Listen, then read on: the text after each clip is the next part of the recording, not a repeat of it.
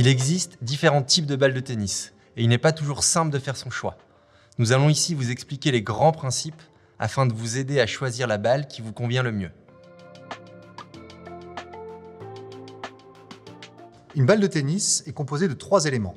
Un noyau en caoutchouc contenant de l'air pressurisé ou non, une couche extérieure en feutre, synthétique ou naturel, et un joint blanc en latex qui fait la jonction entre les 2 pièces de feutre.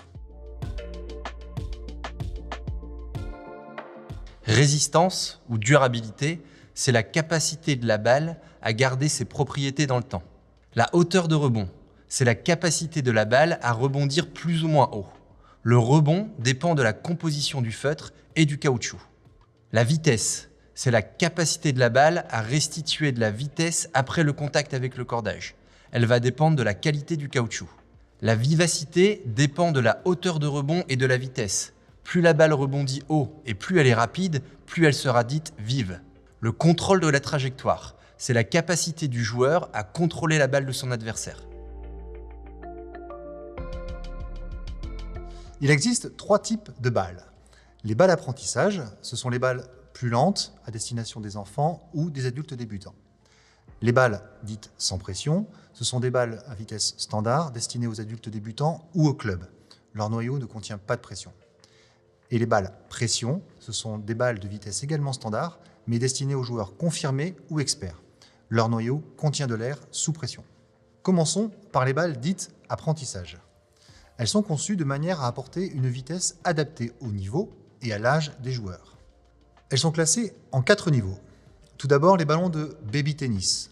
Gros, légers et gonflables, ils permettent une découverte ludique du tennis pour les enfants de moins de 4 ans. Ensuite, les balles stage 3. En mousse ou en feutre, elles ont une vitesse de 25% d'une balle normale et sont à destination des enfants de 5 à 8 ans environ. Elles sont faites pour jouer sur des demi-terrains. Ce sont les balles dites rouges. Les balles stage 2 sont elles aussi en feutre et ont une vitesse de 50% d'une balle normale. Elles sont à destination des enfants de 8 à 10 ans environ et sont faites pour jouer sur des terrains de 18 mètres. Ce sont les balles dites orange.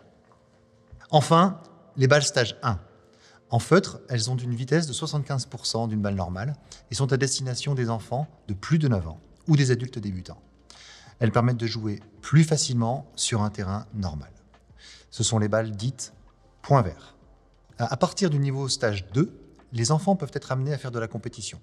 Vous trouverez donc des balles pression avec une qualité de jeu supérieure vendues en tube.